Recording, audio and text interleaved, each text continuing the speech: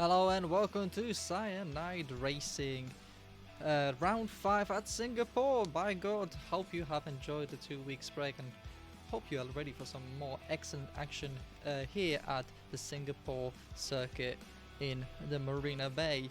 And yes, we are racing at the 2023 layout, which means it is the shorter layout. And if I can get some proper cameras working, that would be wonderful. Thank you so much.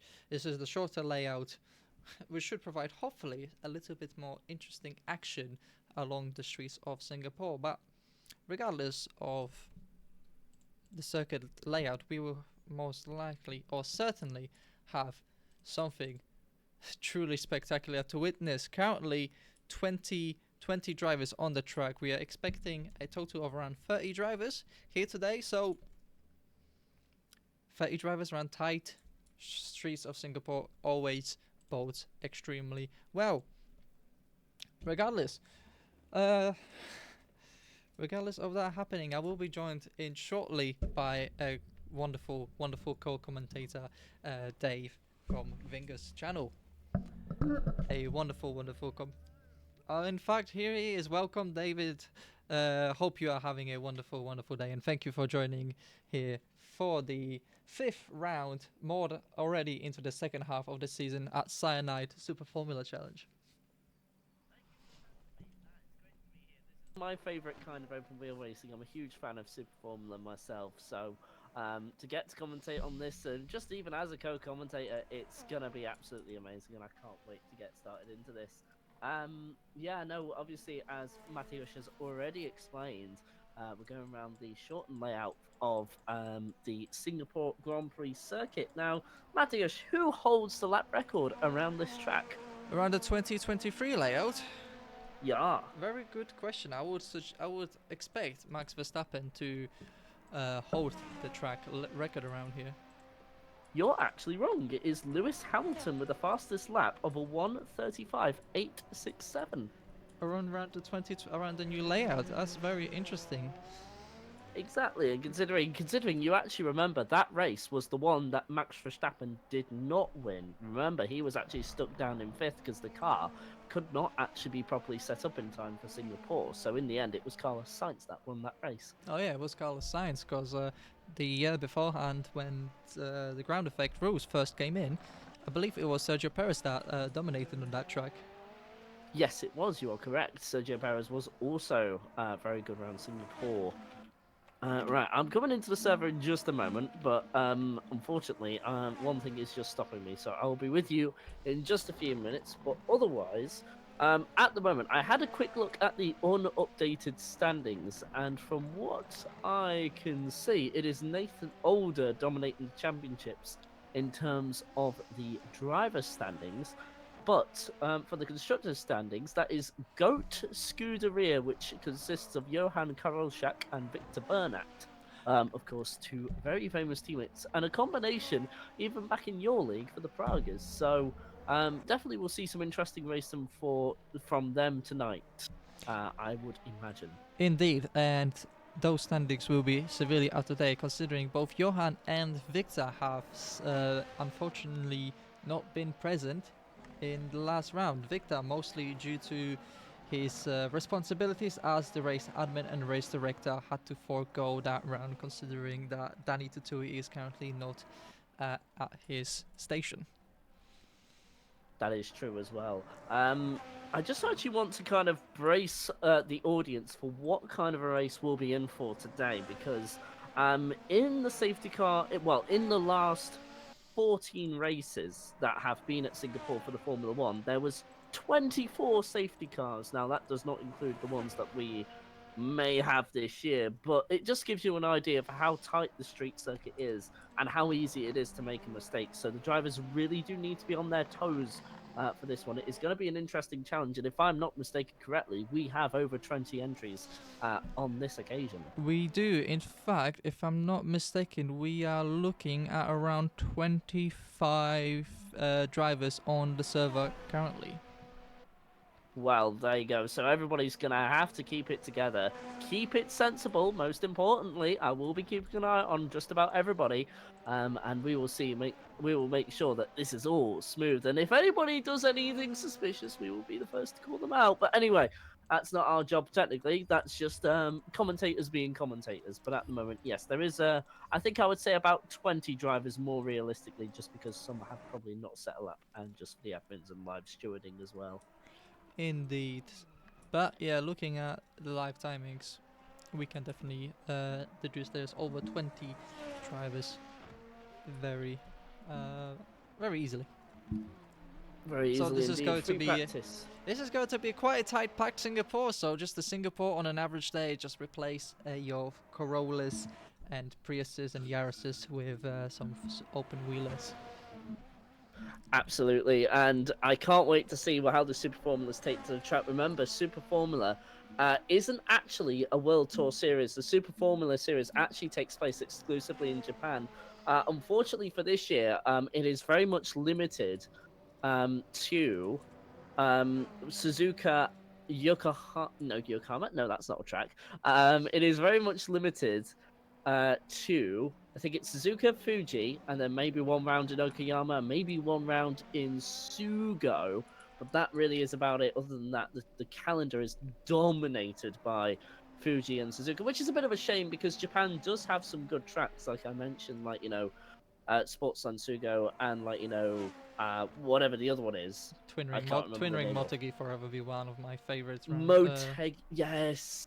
One of Twin my Room favorite Motegi, tracks. and then Autopolis. That's the one I'm missing as well. Autopolis I is do good. believe they're having around there as well. So to actually see these cars go and visit different places, it will certainly be an interesting watch. That's all I'm going to say for free, and I think we're all in for an absolute treat.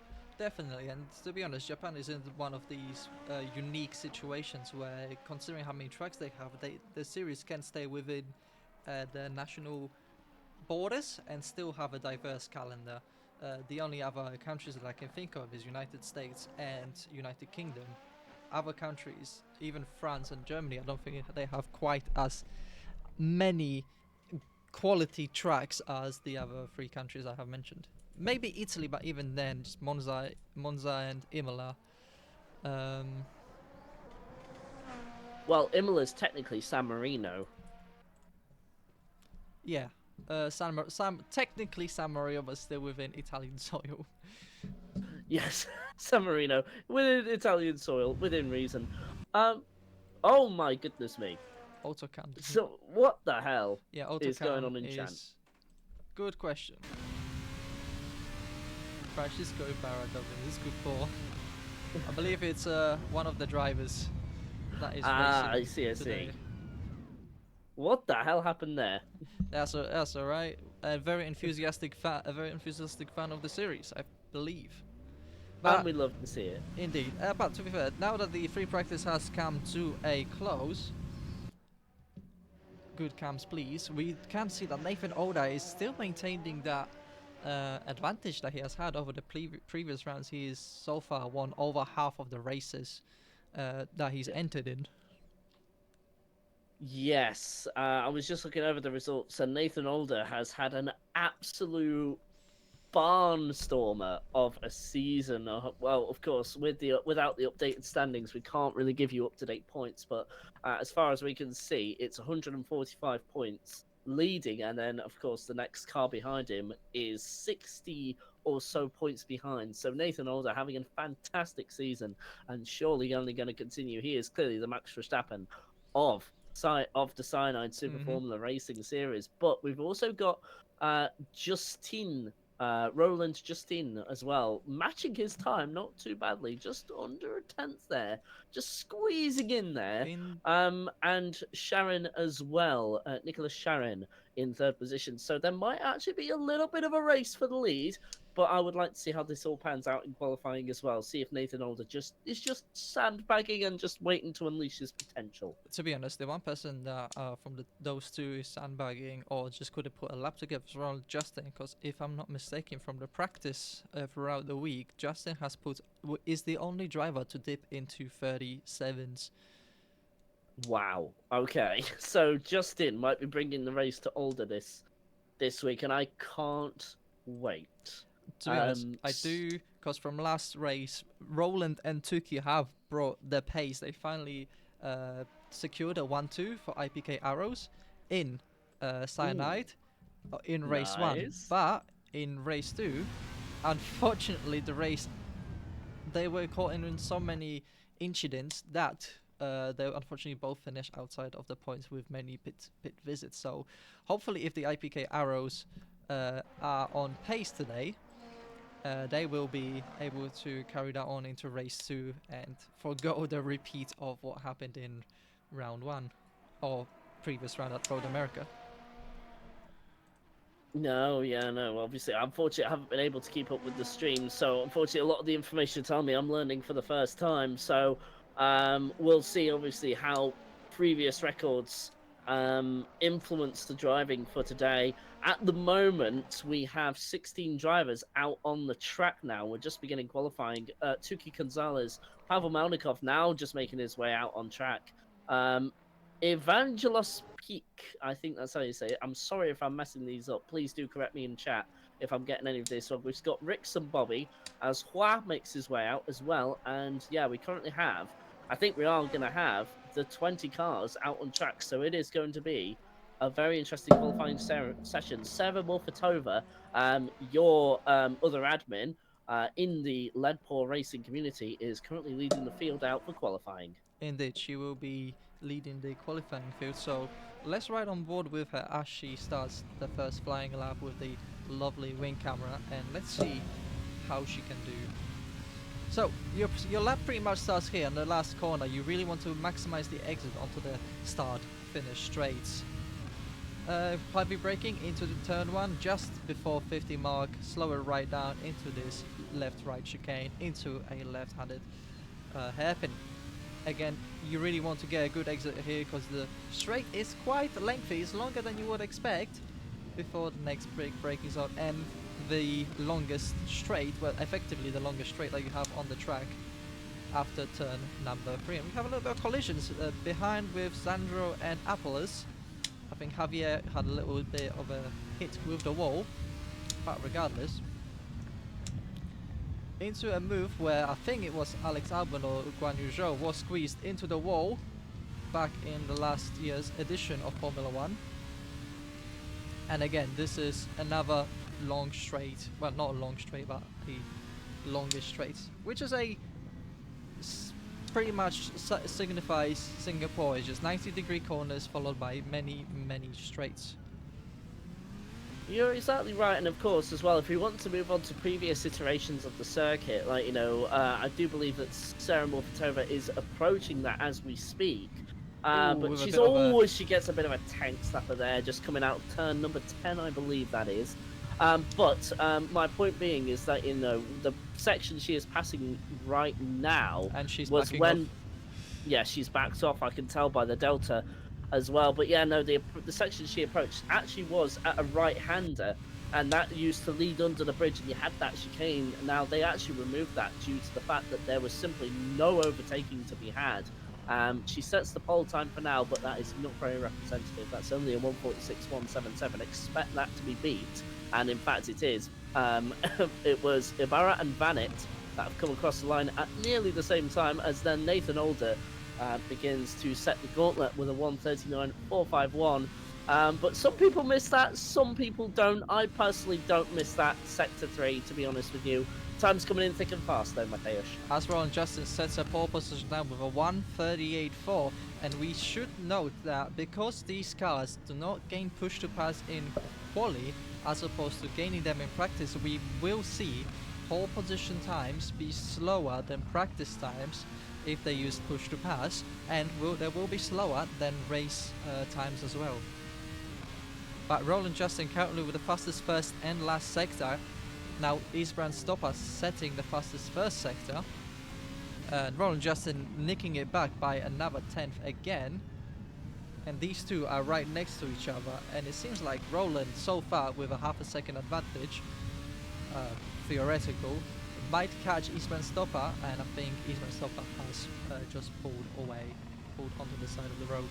So, what I was going to say, null and void. I thought they were going to be a little bit of, well, maybe attempt to barge by or racing in qualifying, but these went stopped. I do apologise there. I thought you were finished, but what it is I'm just watching Johan right now. He is currently being impeded by. I thought that was Hua. As I see Hua make a mistake there, coming out of one of the sections of track there. I think that was turn number 10 again, which we were looking at previously. He just clipped onto a curve and just got it all wrong. In fact, it's just before the bridge. So yeah, I think it's about there. And even Nicholas Sharon there that has also made a mistake. So a lot of mistakes starting to come in thick and fast as well. It's just kind of showing you how hard it is just to keep it between, keep it on the grey stuff and keep it out of the barriers, because it is very, very tricky here. It is maybe tricky, but Nathan Older sets a 37.8, the second driver to go into 37th and beats Roland Justin's best lap time so far by a 10th. So everything I said about the lack of push to pass, meaning slower lap times in quali, has just been null and void, as Nathan says the fastest lap time anyone has set up in the past 2 weeks on the server. That's incredible pace from Nathan Older. That must mean that he must be running a lower downforce setup and lower fuel. So he must be really he must have what some drivers like to do, is a separate qualifying setup and then actually have a race pace setup. So I think these will still be the fastest times we see all evening. But I think Nathan Older is definitely going to be a tough one to beat. But I think it will come down to the race more than anything, because I don't think Roland Justin is going to get anywhere near that, even though he is 4/10, which technically isn't too far away. But in qualifying, that means a great deal. The one thing I lament about this version of Singapore, as Johan Krocek and Kaiser Alexandrov, I had a little bit of a good get together. Johan was actually doing very well in the first sector, only 15 thousandths of a second down on the fastest overall, and Johan will not be happy in the slightest. No, he won't. I got a bit of entangled there, and that really does ruin your confidence in qualifying as well. Like, we're on the later stages of it now. Obviously, this has been a 15-minute session, but at the moment now, he's going to be ruined. His momentum is ruined, as we see somebody in the background of Johan there getting a bit of a tank slapper on. But he's just not going to do any good, because in qualifying, you're trying to set a bank a lap. As I look at a river of Singapore here, the cameras are doing me dirty today. I don't know about you, Mateusz, but I'm not having a good time with these cameras. No, never mind. That's what I was about to say. I lament this mode having such poor camera work. Half of them are under the ground, and half of them have the fixtures around the track in the frame rather than the cars. Right, and also there's just some awkward cuts to like an F1 style cut, like where they hide the camera underneath the curve and the car doesn't even finish the corner before it cuts to the next one, and then you haven't seen it complete it at all, and something can happen and we miss it. So I do apologise to all of the audience watching. I do apologise that we're working with such awkward camera angles. It's not our fault. Blame the people who made the mod, but then again, do or don't, I don't know. Do what you want. Complain to us. We'll take it either way, I'm sure. Indeed, we'll pass the messages onwards. Exactly. Johan now is just beginning to start a hot lap, so currently he is placed 5th and is over a second away. If he wants to make a dent on Nathan's championship, he really needs to try and find something now. He's just coming across the final corner now, really does use all of the track limit, and his hot lap begins, Mateusz. Indeed, so like we said, very technical, the first sector, especially here. Very easy to run wide and get your lap invalidated before you even started it. So that's not ideal. I've done it many times, and I believe a lot of people have done it when we ran the Super GTs around Singapore as well. But let's keep an eye out on the sector times that Johan is setting. Where is Johan now? Time is here. He's at 30.5. I don't know why my ACTV is not updating correctly, but Johan is down on his personal best in the first sector, setting at 30.5. Wow, a lot of people are setting 34s, so, and even 30s. 30.2s, I think. But regardless, we're now approaching to what used to be the Singapore Sling. And do you remember the Singapore Sling in one of the first iterations of Singapore? I certainly do. It was this awkward left, right, and it was just one weird because in a way you had to kind of bounce the car across the curves, and like we saw a couple of accidents that year. It was in 2010. I remember it very well. It wasn't any fun for overtaking. You couldn't go side by side, and even then, what was already a difficult track to overtake on was made even more difficult. So like again, I'm glad for the changes that they've done because the Singapore Sling was, I think, one of those most needed changes, as well as the one in Sector 3, which is now just a long straight. But anyway, Johan is coming across the line. What is it going to be? No improvement at all, unfortunately for him.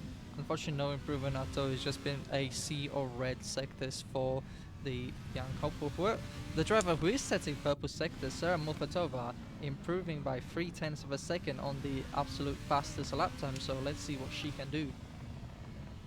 Indeed, I'm just riding on board with her now because I don't trust any of the external cameras to capture the action at the moment.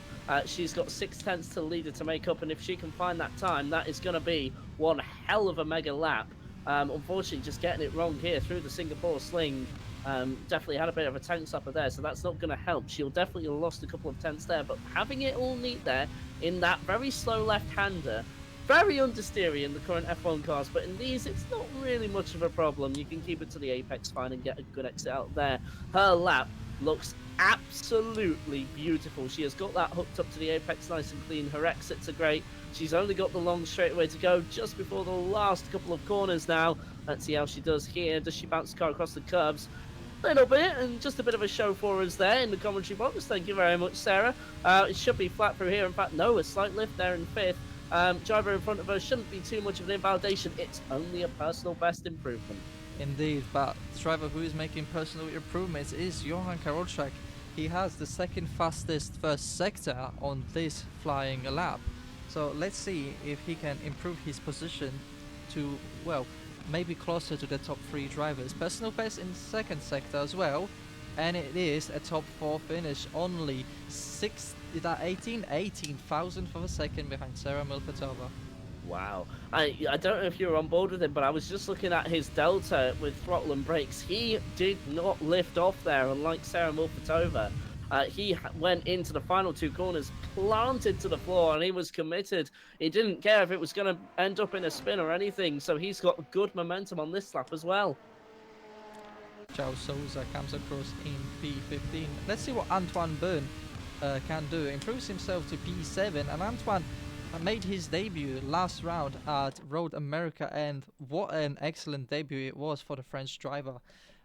Came in and finished in top 5 and put on some impressive driving overtakes, and overall just a solid debut for the Frenchman. So I am looking forward to see what he can do here in Singapore. I'm looking forward to seeing what everyone can do in Singapore. I just want to say, I don't know if you mentioned this already, but Justin has gone to pole position ahead of Nathan Older. Probably you did mention that, and I'm just trying to get the live timing up, so I was a little bit distracted. No, I have not mentioned that. Roller Justin with a fantastic qualifying lap, leaving Nathan in the dust pretty much with almost 0.2 of a second advantage over his championship rival. So Nathan Older could be put on the back foot now that IPK arrows have found a footing. Although, speaking of IPK arrows, Tuki Gonzalez has been handed a qualifying penalty, so he will be starting towards the tail end of the grid. Do we know what that was for? I believe it may have been crossing the, setting an illegal lap time in the previous qualifying, as Nathan Older pips Roland Justin by 0.02 of a second to pole position. Both drivers. They really are. Sorry about that. They really are in a jousting contest for pole position. You can see them. It's just going backwards and forwards. But I think they've perhaps reached the limit of what they can do. I'm on board with Justin now. Where are your thoughts right now, Mateusz? Where are my thoughts right now? Well, what I can tell you is Nathan Older matches the fastest first sector to 0.008 of a second, exactly the same. So let's see what he can do. Oh, he just clips the wall coming out of turn number 7. So that will be a qualifying over for Nathan Older. Roland Justin will have another crack at the qualifying, so he can still, or should be able to, well, the only driver that I think can pip Nathan Older to that pole position. Sarah Morfitova has gone fastest in Sector 1, but has had a bit of a downer in Sector 2, so I'm just going to cut to her very quickly. Red Sector 1 for Nathan Older, but of course he's gone to the pits, and Sarah Morfitova has to settle for 3rd position, unless if Stopper can put something together. That is pretty much safe. It's Sharon in 5th, Johan in 4th as well, but I'm going to follow Justin for this Roland one. Justin just had a massive tank slapper coming out of turn number 4. So his lap time will be severely down in this middle sector. He was only 7 thousandths down, the absolute fastest in the first sector. So let's see if Justin, let's see if he can recover from that tank slapper that he had. No, He's he lifted cannot. off. He's cancelled. He's cancelled the lap. So in the end, Nathan Older has secured pole position, but has Stopper got something in the tank? I don't think so. He's been down on his personal best through the first couple of sectors. However, his delta has increased through Sector 3, but not enough to pip anybody. We'll see how these final couple of corners go. What's it going to be? No, just a personal best improvement, no position gains. So that is your grid, unless Rix and Bobby has something in the tank, but I don't think he's on a flyer at the moment. I very much doubt that. Cesar Alexandrov will be next to cross the line, I believe. Let's ride aboard with him for just a few moments.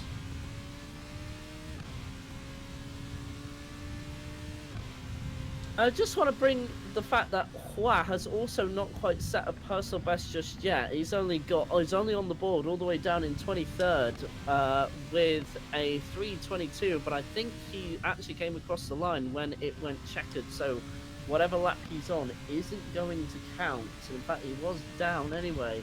He's up by about a second on his delta, but again, like I said, he crossed the line when it went checkered, so I don't think this lap is going to count. Zandro Jiglov next to cross the line on a valid lap time. And there's a spin for Hunter. There you go, that's the end of his session, so he will stay in 23rd. But who has come across the line now? Bobby has called it a day as well, coming into the pits, and I think that's really about it. Indeed. So, as it currently stands, we have 26 drivers joining us here today for this race. 26, the maximum permitted by Formula 1 regulations. What a number indeed. The only people who didn't go out due to qualifying bans is, let's see, Tuki Gonzalez and Imran Sheikh. Imran Sheikh, I believe so. That would be, let me just double check. I know definitely Tuki has it. Yeah, it's Imran Sheikh.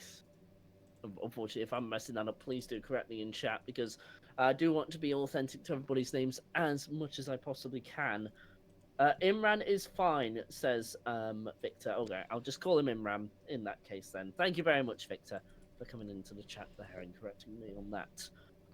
All right, well, there's only one thing left to do, and that's to go racing. So, as you can see there, Nathan Older taking pole, but actually with a bit of competition.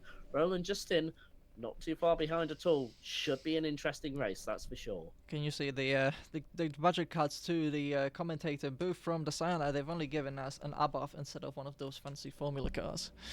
Oh, I like my Abarth though, but I'd like my Super Formula car as well. I spent money on the car, not just for this. Imran is fine. He didn't qualify. No, I didn't think so. Oh, so he's got no ban. Also, you've got a little thing in chat from Victor there, so I'll just leave you to read that and sort that out. Yep, but indeed. otherwise, your top 10 separated by I think it's 2.6 seconds, so quite the separation there. I expect a very intriguing battle in the midfield. Now, I was speaking to Pavel Melnikov earlier on, and his challenge on stream earlier in the week was to actually find an improvement of 10 or so seconds. So I don't know how many of those seconds he actually got to eliminate. He's been streaming his journey right up until this race.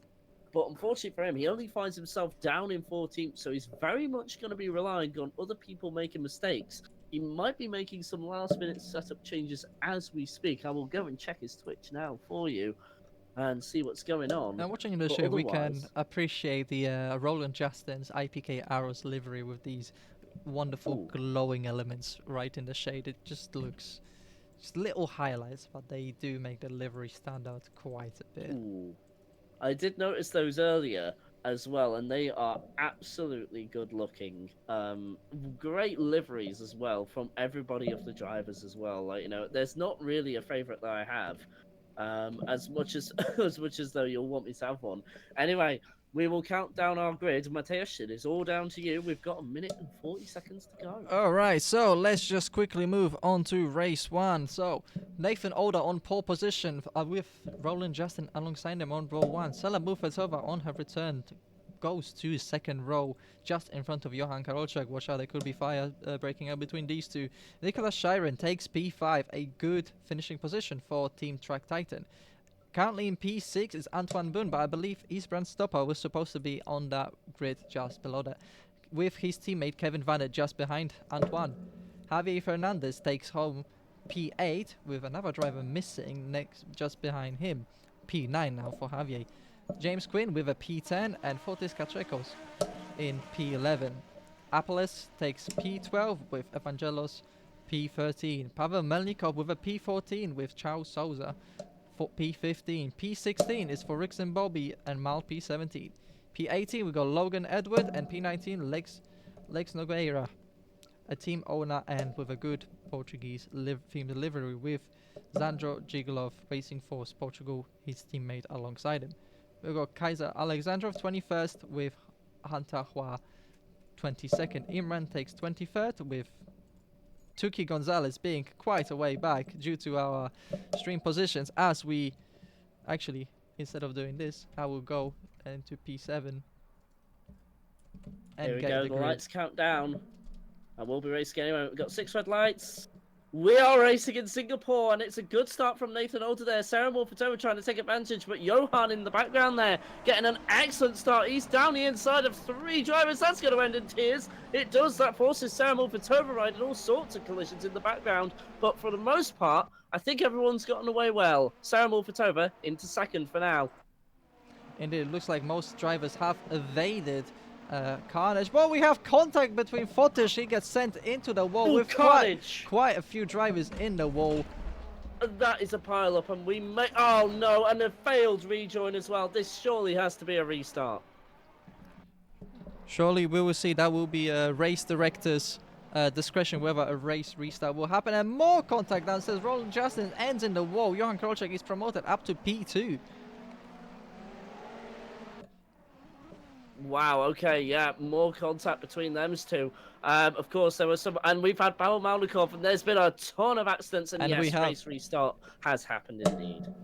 Indeed, and by God, wish we had so much better cameras for you to enjoy, but there's only so much we can do. There's action here and there, and cameras are just placed in the wrong position to show you the exact action that is happening on track here today.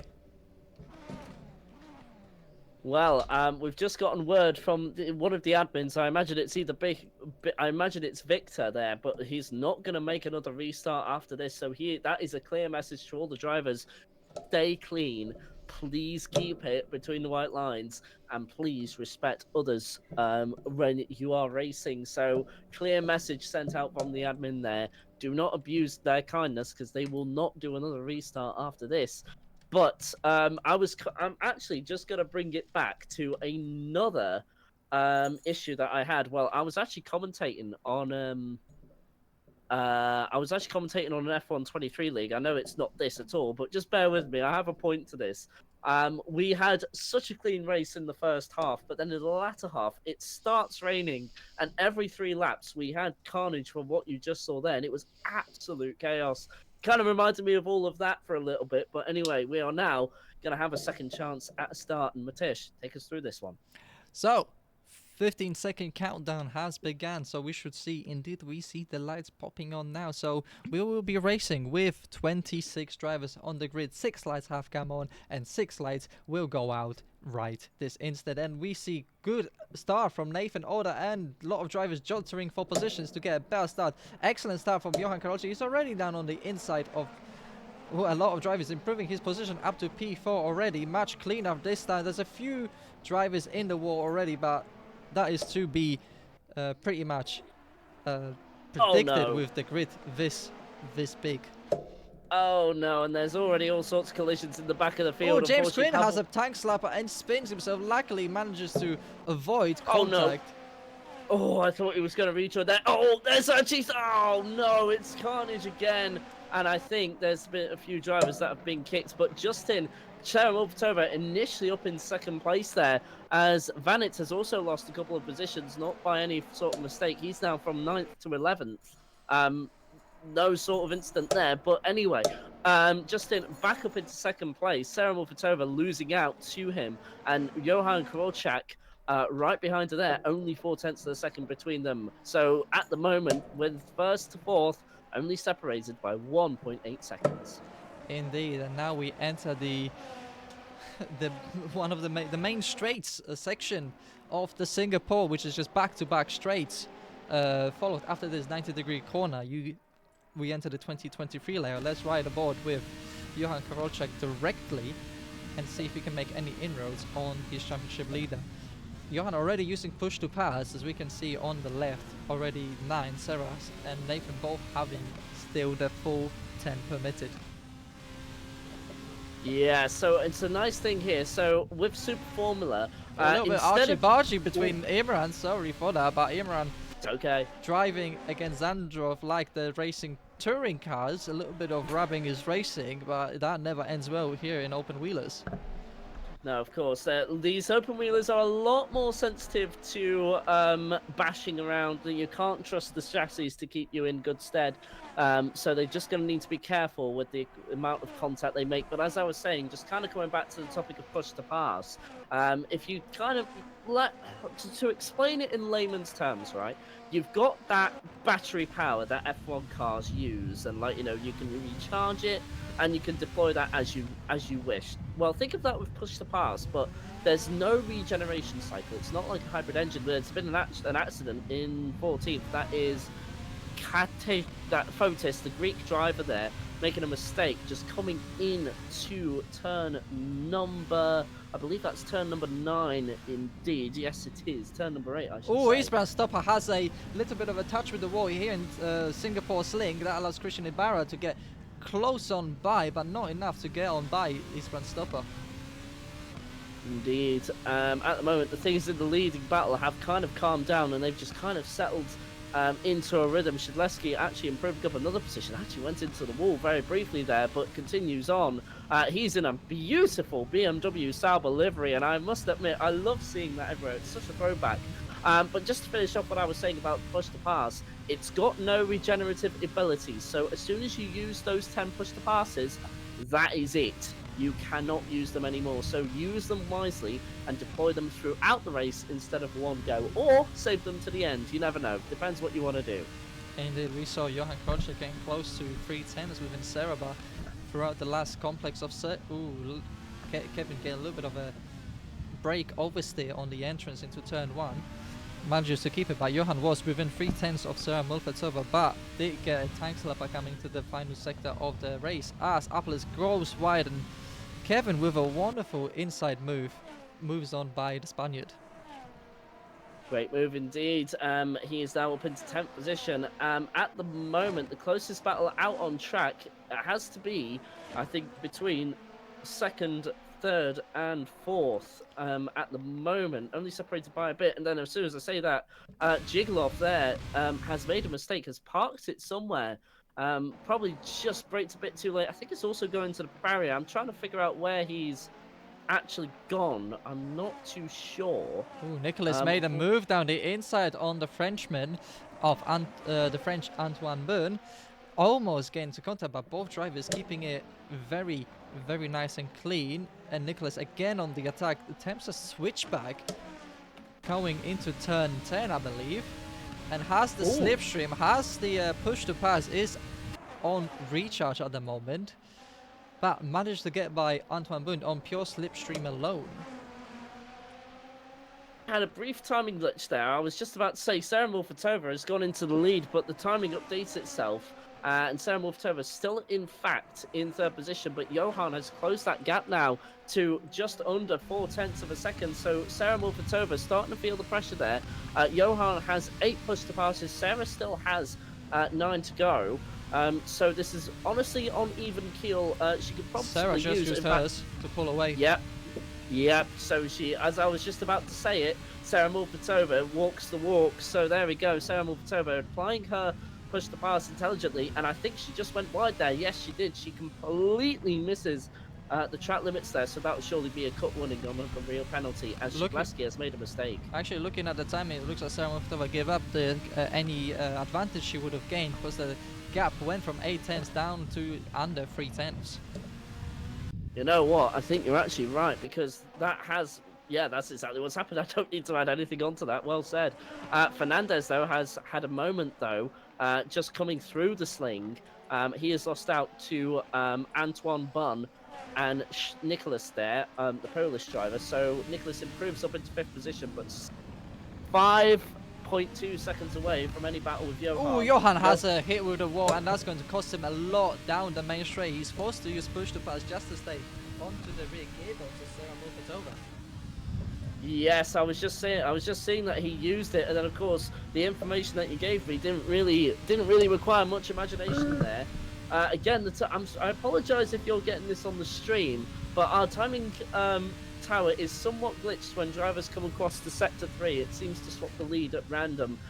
Please do ignore that. Nothing changes that dramatically when there's 4 seconds between drivers. Somebody doesn't just jump to 5th place from 10 seconds back magically. I mean, it's epic if they did, but that would mean that somebody went and visited their alien overlords. I'm sure Sarah is looking for some sort of inspiration even then. Oh, there's a spin! That is Sousa, Charles Sousa there, all the way down from 16th to 19th there.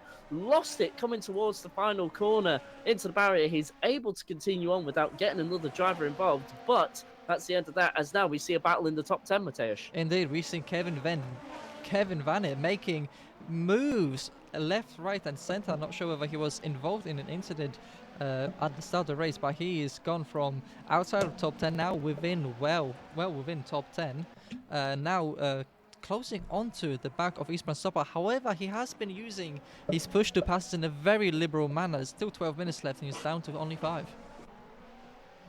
Very liberal manner indeed. Flipping heck, as well as Fernandez up ahead as well. So they are leaving no, what's the word here?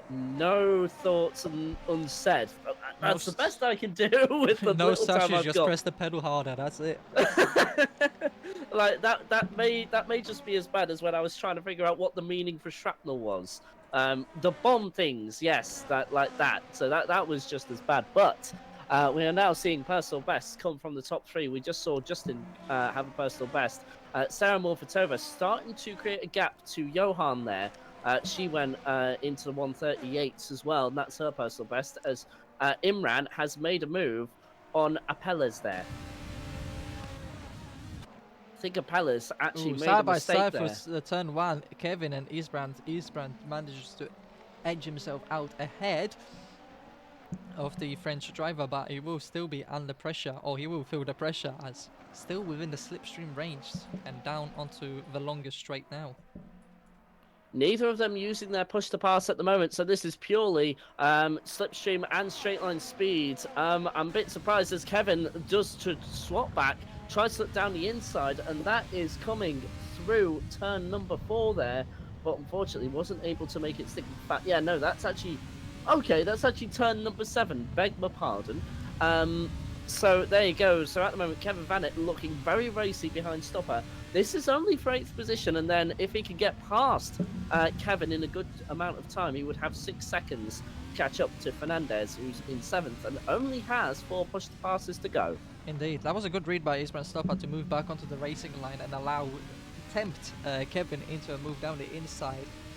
not being close enough, or putting Kevin onto the much worse line through that turn number, I think it was 5 or 6.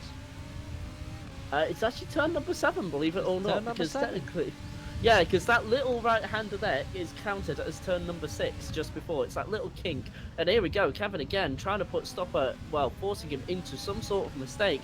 Closest battle out on the track as far as we can see. Actually, there's a few battles as Alexandrov has a moment there in the wall coming out of turn number 13, I think it is. Lots of little turns that have names actually in our corners. But there you go. I think Kevin got that done, or I thought he did, but no.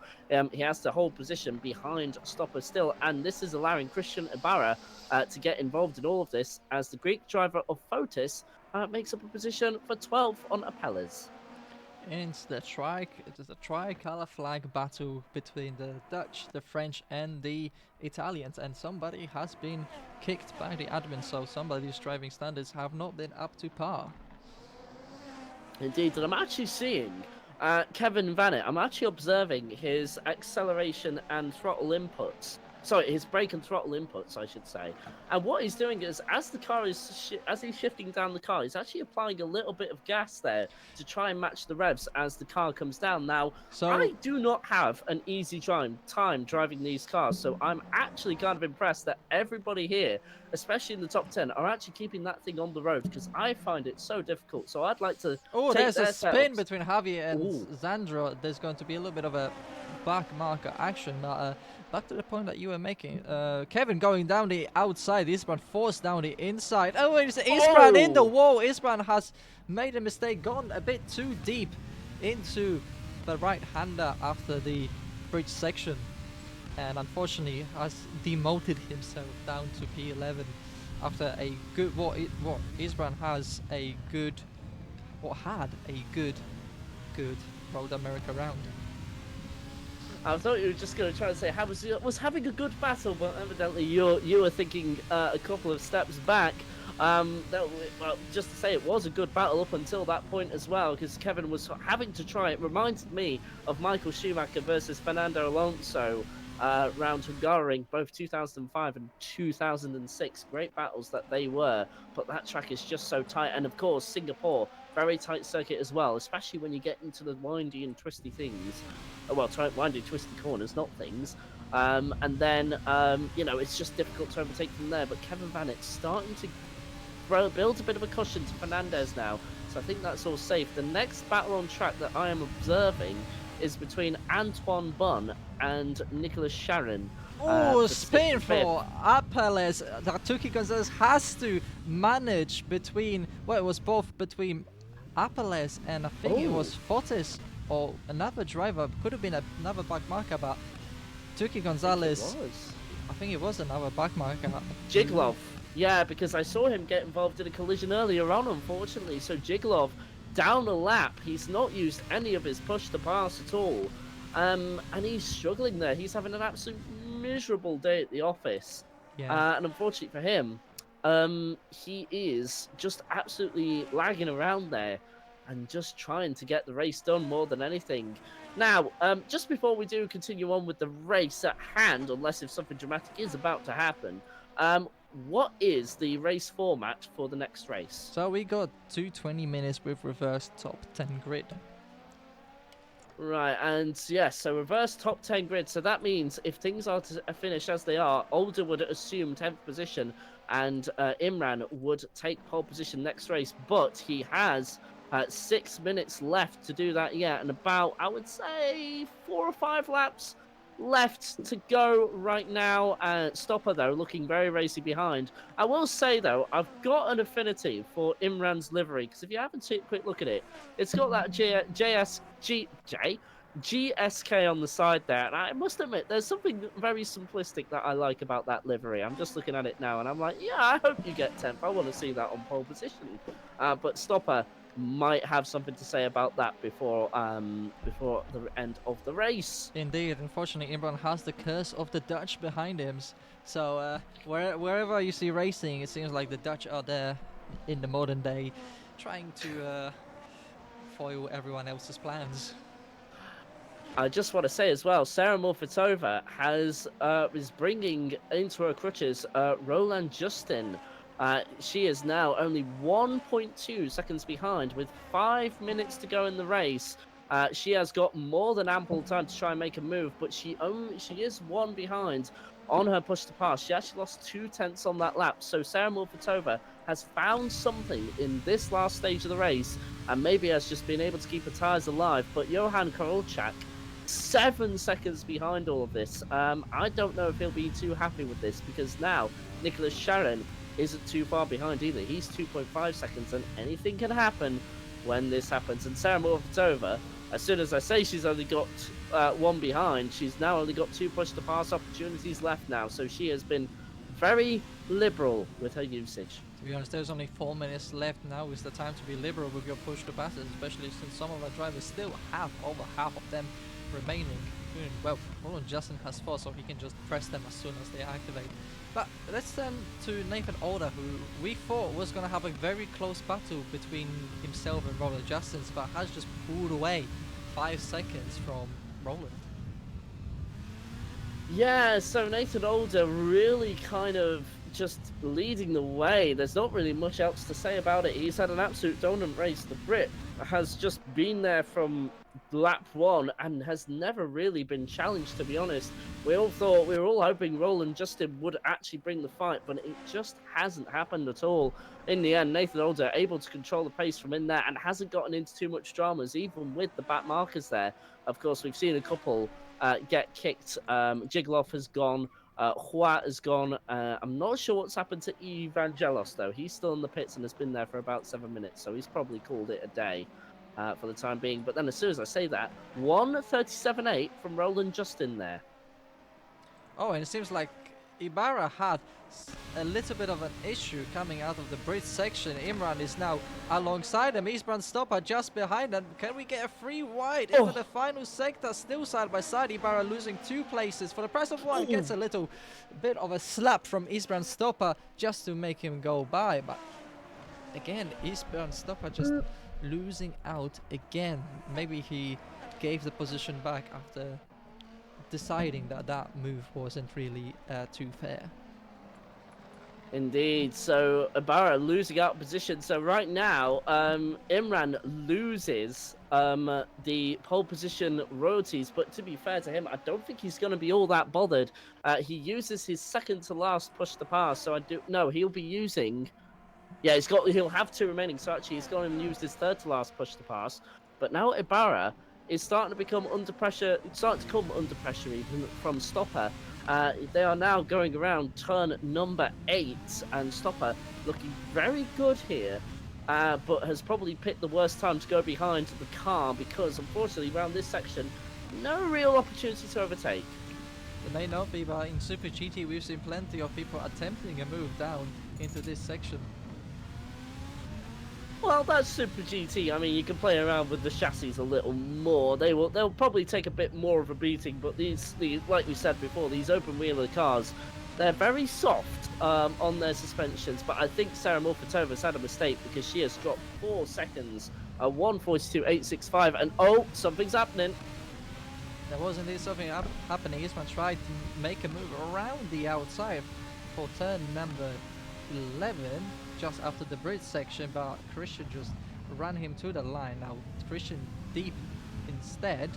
Isbrand's gonna try and make a move. Now Isbrand does have 3 push to passes over Christian, so there may be 2 more laps at most.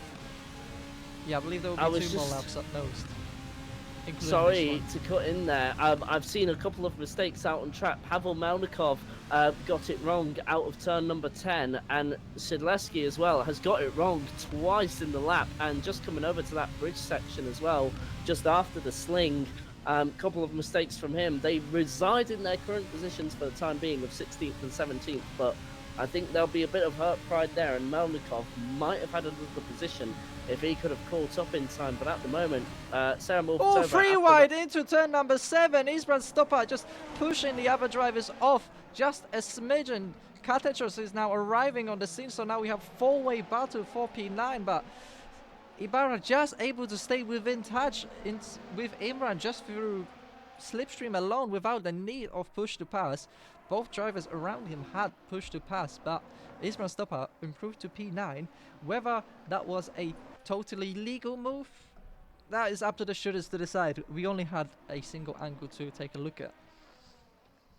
Wow, I was just talking about something else entirely, because Johan is now catching up to Sarah Mulfitova for 3rd position, but also Nicholas Sharon is also there as well, so it's a 3-way battle for 3rd, but unfortunately there's Sarah drama. Mulfitova dropped a few Oh, wow. position. Something must have happened.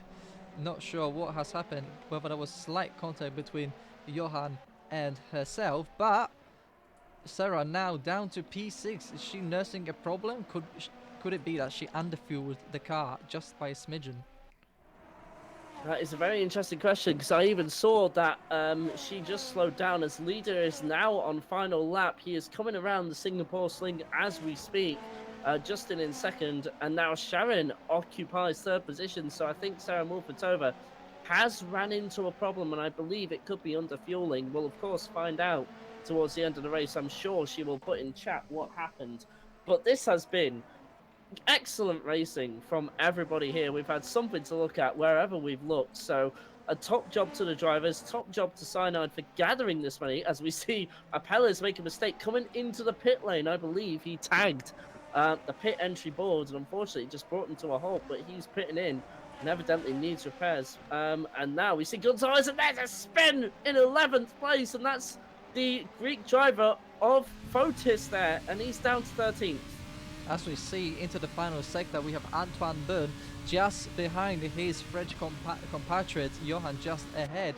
But I think unless Johan makes a big mistake, it will be a 4-5, a 5th for the Frenchman. Well, 2nd Frenchman, the Antoine Byrne, following up a wonderful debut last round. Antoine takes home P5 with Nathan taking P1 alongside him. Roland Justin just 6 seconds behind. Nicolas Chiron takes home a very how do I say it? Unforeseen podium, with Johan taking home P4 just outside, just 1 step below the podium. Again, Antoine takes home a wonderful P5. Sarah Mulfitova, through some sort of problem, drops down to P6. Kevin Vannet improves himself to P7 with a wonderful drive. Javier takes home P8 for I believe might be his best result. Isbrand Stopper down in P9, not the result he was mostly hoping. I believe he said he was quite fond of Singapore. Tuki Gonzalez promotes himself up to P10, it seems. Gets a reverse pole position from being unable or disallowed to qualify. That was a great drive by IPK Aerosport driver. Christian Ibarra unfortunately plummets outside of the top 10, where they were for a few moments for that coveted reverse pole position spot alongside Imran Shaikh. And then downwards we go 13 Fortis, 14 Mao. Michał Szylецki takes P50, Pavel Melnikov 16, 17 for Apellas, Lex Nogueira 18, Edward takes 19, Alexandrov 20, Souza 21, Jiglov takes 22, Hunter takes 23, Evangelos 24th, James Quinn 25th. I was just going to say as well, I was keeping an eye on Mal, because he was the only one, and he's the... I don't want to... No, I'm not going to risk that. I think he's the Danish driver there. He actually had 10 push-to-passes remaining throughout most of the race, and then towards the end of it, he found the button and then had 6 at the line, so we might see an improvement from him in good time. So, at the moment, it's Tuki Gonzalez who will be occupying pole position on the next race, followed by Stopper and Fernandez. Anyway, interesting racing that happened before. We saw what could have been a close fight with Sarah Mulfitova. At the moment, we still don't know what happened. I will go and check the Discord now and see if I can get any further information for you. But at the moment, we're still a little in the dark about that. I don't know if you could ask her yourself. Very sorry. I was just looking through the chat log to see what has been happening throughout the race. Not much has been in the in-game chat. So here we go. I've got a message for you here. I let you guys by because it would be way too dangerous for me to take the corner ahead of you. So evidently she just felt it wasn't worth the fight in the end and just let them go. So Sarah Morfitova picks her battles in a way and in such an intelligent way as well.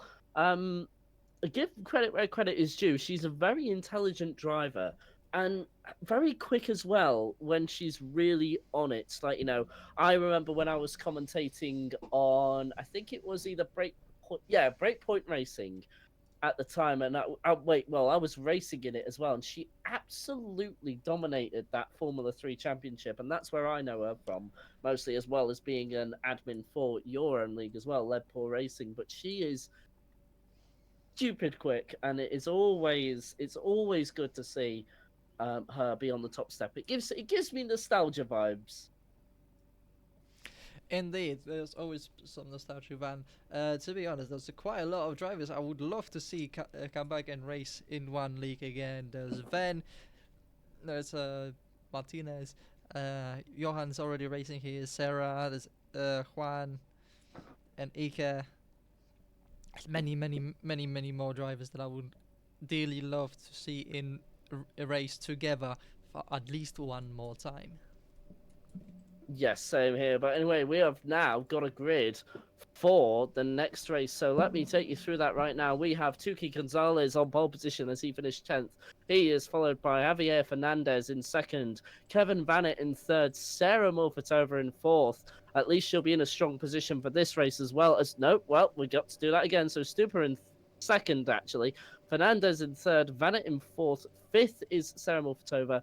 Antoine Bonnet in sixth, Johan Karolczak in seventh, Nicholas Sharian in eighth, Roland Justin in ninth, Nathan Older in 10th as he won the last race. Then it's Christian Ibarra in 11th, Imran in 12th, Fotis, the Greek driver, in 13th, Mal, the Danish driver, in 14th, Shidlewski in 15th, Melnikov in 16th, improving a position on the last race, Apeles in 17th, Lex, the Portuguese driver, in 18th, Logan Edward in 19th, Alexandrov in 20th, Charles Sauser in 21st, Jiglov being allowed into this race in 22nd, and then I think it is Evangelos in 23rd, followed by James Quinn, and then Rickson Bobby rounding out your 25 drivers. But we'll be racing in just under 15 seconds. So right now, it's all to play for. Johan with work to do, as well as Nathan Older. Can Nathan Older take the Triple Crown? Pole, winning race 1, and then winning race 2. It's 3,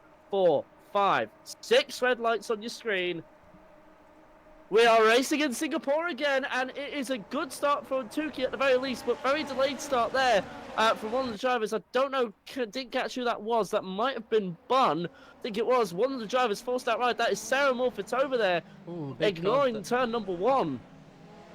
Big contact from into Lex Nogora as a spinner coming out of turn number 2. But apart from that, it looks like most of the drivers were able to get on by quicker. Let me check the standings. Yes, indeed.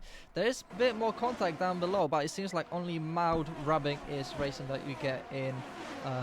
So many drivers already using the push to passes on from the get-go. Oh, and we see a lot of contact. Oh, it's a free car pile-up.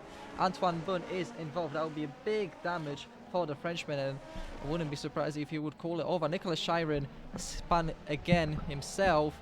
So few more drivers biting the unfortunate lap 1 bullet. Oh no, and there's another pile-up, and that's coming into the Singapore sling as well, but they all continue on. Unfortunately, Justin was involved in that. Yeah, that's Justin. He's out of the running. Some might say if Justin didn't have bad luck, he'd have no luck at all. And it always seems to be that Roller Justin, he's a quick driver. He is one of the drivers who can challenge Nathan Older, but he's always involved himself in some sort of shenanigans around lap 1 or other drivers, or just through fault of his own. But as there was a repeat in 2 weeks ago in Road America, race 2 for IPK Arrows just hasn't unwound, at least for Justin Rowland there. Turkey is still maintaining the lead, but he does have Javier Fernandez behind him. Yeah. Fotis was actually kicked from the server, and Pavel Melnikov has had a moment somewhere as well. He continues on, but down in 21st, unfortunately for him. So not having a great race too, and a lot of drivers aren't really. But at the moment, as we have now James Quinn, wow, contact with Alexandrov there. That's 10th position, and Ooh, he, oh no, both of and them in the Edward have wall. forced Oh, that was a very Alexandrov. bad call by Alexandrov to reverse onto the track into the path of another car. Just the contact there. Just, I know it's frustrating, but you have to take it and just wait until you see a clearing. As Yeah. frustrating as it is. As frustrating as it is indeed, and I think Alexandrov heard you over the comms and has actually given the positions back. Pavel Melnikov is trying to have a go for 20th on Sharon here, but unable to take advantage of that, down on straight line speed. But Fernandez is now under pressure for second place, and that was, I thought, round the outside Imran there. Shaikh in the wall, collecting Michał Shedlecki as well. Drivers just into the Singapore sling. Shaikh loses quite a few more, and more contact between Shaikh. And that's Logan Edward as well. He was involved in earlier contact when that went. Oh, there he is again. He's having such an unlucky time. Unfortunately for him, he was involved in the contact with the more Russian. contact between drivers behind him. So all the drivers that have suffered in the opening laps have just carry on suffering, and we see Fernandez around. Trying to spin himself around the. What is this? Is this? Yeah, this is the. That is just before the final corner. Yeah, that is just before the final corner. I thought it was for some reason the old layout. no, we got rid of that one. Don't worry, it's not real. But Sarah Mulfatova in the pits. Yeah, she maybe damage from lap 1. Potentially, to be honest. But anyway, this means now that Gonzalez has a 3-second lead, and if Johan can hold up Nathan for a good amount of time, you know what? Tuki Gonzalez could be in for a win here. You know, we wouldn't have expected that when we started the weekend, but it might happen. More action outside the top 10. We are seeing. I think you saw what I just saw. Indeed, James Quinn just getting too late on the brakes into the side of Michał Shedlecki, luckily only taking himself out, and Michał Shedlecki suffering very little, hopefully very little damage as well. So that's not what I was watching. I was watching the battle with Imran here. It was for 14th, 15th, and 16th. We were going 3 wide through that kink leading up into what I'll say is the stadium section. We're also seeing Pavel Melnikov improve from 19th up into 18th, overtaking Charles Souza. And Justin as well is on the back of this. He is trying to improve as many positions as he possibly can just to get some points on the board. Pavel Melnikov goes wide, nearly allowing him through. And in fact, Pavel Melnikov makes a mistake. And that's Justin through up into P18th. But Pavel Melnikov continues on behind. Big lock up there, but it won't matter. Everything continues on as normal. And there you go, Johan. Shiren around the outside, following the corner after the bridge section on Nogueira. With a wonderful, wonderful move, well controlled by the Polish driver from Team Track Titan. Oh, but Legs comes back on into the final sector and gets on by. And there's a spin for Nicholas. There was a little bit of contact, and that was enough to force the car into a bit of a spin, as Johan is now pressuring Kevin Vanet into turn number 7. Will he be a dive on the inside? No, Kevin is just that tiny bit better on the brakes into that corner. But that has allowed Nathan Older back onto the scene. And Nathan's going to be looking to see if he can make 2 for 2 again. Indeed, he would want that weekend triple crown, as I like to call it. That's something I came up with, so don't worry about that. But I'm actually keeping an eye on Imran Sheikh here. He is trying to make up as many positions as possible after that awful race 1, and I think we're starting to see a bunch of overtaking moves. That is just coming into turn number 8 now for you. And there is a slow moving Apellis. There's a car up in the air. And there's a very bad choice to come back on track. I think it was Lex that may have tried, or Apellis that have tried to come back on track and reverse into a whole slew of cars that was coming back on. I don't know if you saw, but your car owner in Ledpool was coming through all of that as well. She managed to avoid all of it as Tuki Katetsa 138.695, and you know what? That's not too shabby, considering Nathan Older still hasn't made his way past Johan Kowalczak just yet. Despite being 3/10 faster, Oh, there you go. late on the brakes from Nathan Oda, has to dive deep into turn 1 to avoid contact with the French driver of Goat Scuderia. Damn, there's a lot happening on track. Race 2 bringing out the Wreckfest versions of all of the drivers at the moment, as we're seeing Jiglov make a mistake through the final couple of corners there. Had to take a cut, so he'll definitely get something on his real penalty. But at the moment, I will say Imran Sheikh has done an absolutely amazing job to be where he is. He's currently 1.3 seconds behind Logan Edward as it stands right now, and could be in the process of making more positions if he makes quick work of Logan. Fernandez not too far down the road as well, but guess what? The biggest improvement in this race has to go to Shidlewski here, who's up into 6th position, outside the top 10 in the previous race, but making great work of this reverse grid and all the chaos that's happened around him. He finds himself in 6th position, and hopefully he'll be hoping he can hold it there. Fernandez 4.8 seconds behind. Indeed, and we see a battle for the final podium place behind Kevin Vanne, who's doing just enough to keep both Johan and Nathan Oda behind, and we can see the different timings that both the drivers choose. So there's a mistake from Johan, and that's gonna invite Nathan down the inside to final corner. There's a little bit of a door banging, Nathan forcing Johan off the track. He might just lift off a little bit to give that place back, but no, he fights him again into turn 1. Johan again forced to take evasive action, but they're still side by side going through turn number 3 into turn number 4, and this little turn number 5 we go. But and there we are. Johan keeps the place, but well driven from the drivers. More or less well driven. A little bit of door banging, but good effort not to put each other into the wall just yet, as Nathan uses push to pass. Side by side again. Marginal error. God. This is stretching definition of what the definition of car width space means. It really is. Fernando Alonso would like to know your name and number. He might have a few words for you, but guess what? Nathan Older heavily held up there by Johan there. Johan not wanting to give that up, and is now finding himself 9.3 seconds behind the leader. And Kevin Vanett, I can't imagine, will make this easy for Nathan. I just kind of want to bring attention contact to between Antoine and Logan Edward. Logan Edward a little bit slower into the turn number 7. Oh, that was very close from Logan. Just judging it just to perfection, but a little bit too slow for Antoine. Logan goes through that corner and has unfortunately spun the driver out.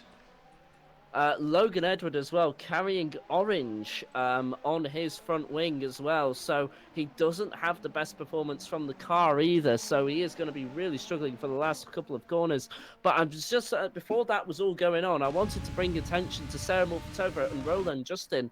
They have made their way up the grid in superb fashion, but there's Jiglov was having something to say about that.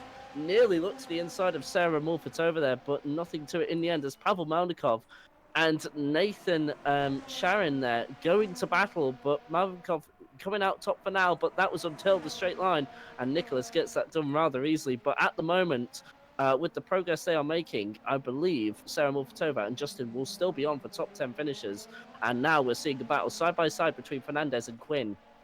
Indeed, there's been an amazing, it's a three-way battle for 7th place, as Alexandrov is a lapped car, apologies for that, but James Quinn and Javier are having a great battle for P7, although the one driver I do want to give a shout out for is well done to Antoine Boone for recovering all the way up to P10 already, and Roland Justin as well up to P11 after the miserable lap 1 that they have had. So Pavel Malnikov has had a little bit of an impact with Nicholas there's Sharon contact there. between James Quinn and Javier, and Alexandrov is involved as well. Antoine Byrne right in, then Roland Justin arriving on the scene as well. Oh, like I said, if Justin had no bad luck, he'd have no luck at all. Exactly, and Justin really using everything that he had learned in race 1 to try and make his way through the wreckage set. And this is just a lapped car as well. Oh, dearie me, that was a bit ugly there. I'm not gonna lie to you about that. A little bit ugly, but blue flags should really be respected in this case.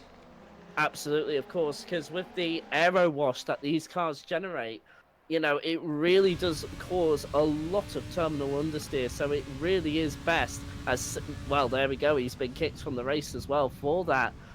So the steward, well, the admin's unhappy with his driving standards there, and I don't blame them, to be honest. That has caused more damage to Logan Edwards. I imagine that his front wing is close to being red. It was orange last time I saw it on the live timing screens. But yeah, no. So I think the steward's making a good call there. Sarah Morfitova going too deep on the brake, just overestimating just how much, or overestimating her ability into that turn 1, or just a little bit too much, forcing Javier to go wide. Luckily, there has been no contact between the two drivers. Absolutely, and she will continue this battle. She's got 4 push to pass opportunities remaining, and she has finally got past him, going through turn number 7, coming into turn number 8. Ignore what is happening on the timing screens right now. I'm not quite sure. That is a bit early for that glitch to happen. But either way, she will now begin to chase down. I think it is. It'll be Antoine Bun. Thank you very much. Justin as well, beginning to chase down Imran as well. Does he have time? 6 minutes. As Nathan Older gets by Kevin Vanet. We have missed that action, but Nathan Older on the charge. He's got 6.5 minutes to try and take that P1 spot from Tuki Gonzalez. I think Logan Edwards has also had a moment with Nicholas Sharon as well, because Sharon were both involved in a little bit of a battle there. Jiggleoff as well. Actually, I will say, considering he was struggling in race 1, has actually done a really good job in this race, currently holding down the fort in P13 as the car behind him, which is of Evangelos, the Greek driver, is currently just trying to find a way past. He's about 6 or 7 tenths behind, and at the moment is struggling to get past, but currently that's a fight for P13. Everywhere else you look, there is something going on, and guess what? Stopper hasn't really allowed Tuki Gonzalez to get away too much. It's remained at 2.5 seconds there, and also Vanet, Older has passed Vanet. I do apologise, we've missed that entirely, but Nathan Older up into 3rd. Indeed, but we do have this 4-way battle for P13 way outside the points, but it doesn't deter from the battle that is happening. These guys are going all out against each other, and that was a little bit of an internet issue from our end on Logan, and that is just eliminated him from this battle for 13th place.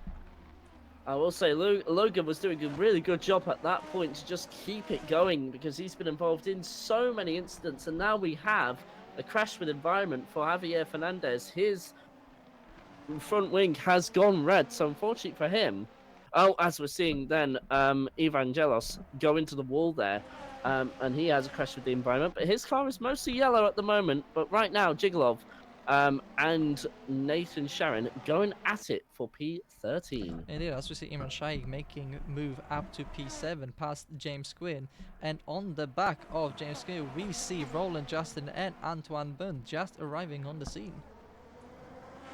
Yes, we do indeed. Oh no, there was contact between Jiggleoff and Sharon, and I think there are 3 cars involved in all of that. Oh, dearie me, that is not how we wanted that to end. Unfortunately, one of them just messed up their braking points, and it just meant that they just collided into one another. So that means now they are all the way demoted down in 15th and 16th for both those drivers. Unfortunate considering the progress that was being made. Yeah, very unfortunate for Nicolas Shiren. He just didn't have as much good fortune as Roland or Antoine in his recovery drive back into top 10, of which he is more than capable of doing. Absolutely, and I just kind of want to bring attention to Nathan Older very quickly. He hasn't really made progress to catch the leading cars, as we're seeing Roland do battle with... Oh no! That's the back marker again getting involved in an incident, and that's allowed Sarah Mulpitova. And who is that? The back marker just defending a little too hard there. At least I think it is. I could be wrong though. That's all for position. James Quinn, Imran Shaikh, Antoine Serra, and Roland are all in a battle for the same position. I am very sorry. I must apologise to the broadcasters. Oh, Serra down the inside into the hairpin. Even does not sacrifice too much on the exit. In fact, she's pulling away. Might be running slower downwards, but she gets by the Frenchman of Impact Blue. Yeah, my apologies there to everybody there, audience especially, and to James Quinn there, thinking that you were a back marker. That is entirely my bad. Roland Justin with push to pass, I would assume. Rockets by Antoine for the final points paying position. Oh, and Roland going into the barrier there, actually wearing my favourite number of number 32 there, so I really do hope he can at least improve another couple of positions for my sake. But other than that, James Quinn having to hold down the fort in 7th, but guess what? Johan is now only 4/10 behind Vanit for 4th position, so this battle is not yet over for Kevin. Has got the immensely quick driver of Johan. Of course, we've seen his pace in your Praga Championship, and he will definitely not be any stranger to trying something in these last stages of the race. So this isn't over yet. No, it is not, but I do know that Johan has mentioned that Formula Supremes are not his favorite. Well, he's not his cup of tea, as he have lightly put it.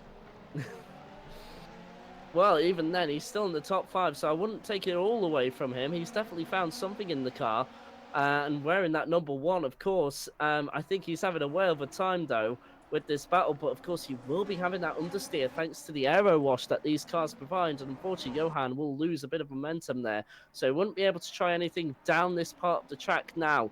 In terms of push to pass, he has only got 1 remaining, but so do the drivers around him, and well, that's really only Kevin Vanit there, and Nathan Older as well. If we actually look at the leaders, guess what? Stupa is only 1 second behind with 1 minute to go. Where is Tuki Gonzalez on the track?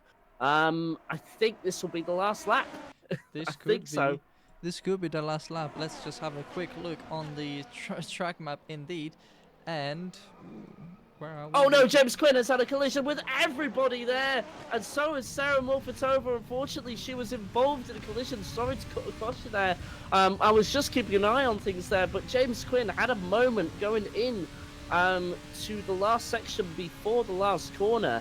And unfortunately has been involved in a few incidents, so Sarah Mulpitova will be seething in the cockpit. She will not be happy, and will have words for somebody at the end of this, that's for sure. No, but the driver that will be very much happy is Antoine Bud, who's up to P8 now on the back of Imran Shaikh. Both of these two drivers coming out quite well from this incident. I will say that is definitely a good point there. Antoine Bun actually using his second to last push to pass Is Tuki Gonzalez gonna have to go for another lap? Yes, he is. So we'll have 1 last lap of this. He's gonna make the start-finish line with only seconds to go. That is gonna be painful because, of course, we have Nathan Older in the background of this as well. Only, I would say, well, I was gonna say 2.7 seconds, but 3.2 seconds. So all of a sudden, it is neck and neck for the leader as well. Stupa is there as well. So Tuki Gonzalez's tyre is definitely gone, and guess what? There's the lap traffic of Pavel Malnikov as well. That is not going to be fun for Tuki, but guess what? Tuki still has the push to pass and has used it there, and I think has used it wisely. He should be safe, all things considered. Should be. He's got 1 more, but will it reset just in time as Roland just trying to make his way by James Quinn there, just able to make it, but there's still door banging from James Quinn. Justin will not be happy about that, may have a few words to say, as Tuki Gonzalez has now arrived onto the back of lapped traffic. Oh no, contact! Both lap traffic and the top 2 go together as well, and that is going to be investigated after the race for sure. More than likely. That is going to make Tuki angry. Indeed, that was a race win on the table. Now he's getting prayed at. Will the push the pass reset in time? He's going. It has reset, but it might be just too late to use it. Yeah, he will be too late. He may have not used it. They are coming across the last sector of corners now, and it looks like Isbran Stopper will come across the line to finish in P1. So Eastbrand stopper, the race winner, Tuki Gonzalez, just outside of the top podium spot. Nathan Oda completes the podium. That just incident with the back markers cost Tuki the win. Oh, he will be fuming. Kevin Vanet holds off the charging for Johan Karolczak to secure 4th place. And it's 5th for Johan Karolczak. Michał Siedlecki with a great drive, just being able to stay out of the trouble.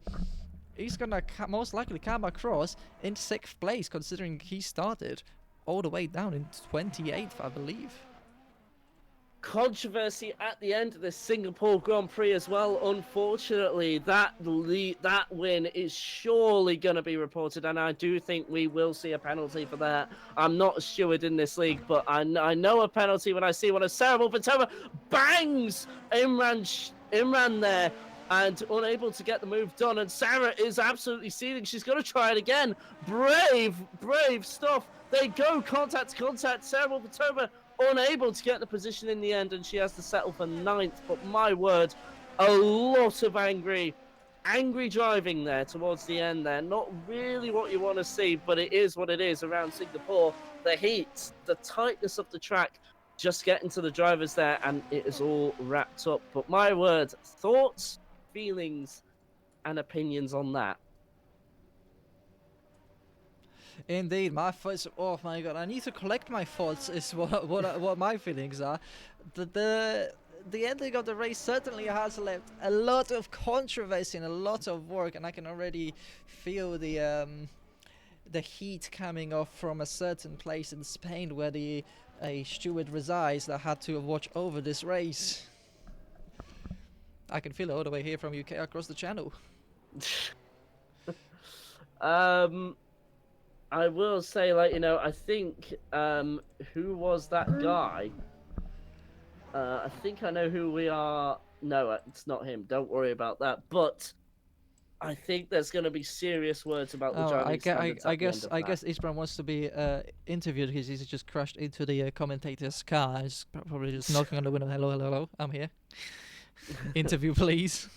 Johan as well saying, Nathan, not overly a fan of your aggressive driving on the last corner. Was a bit much, was it? Now, of course, Johan, I don't know what Johan is referring to, because Nathan wasn't in on around, unless if he's referring to lap traffic. No, I think he was referring to when Nathan and Johan were battling against each other.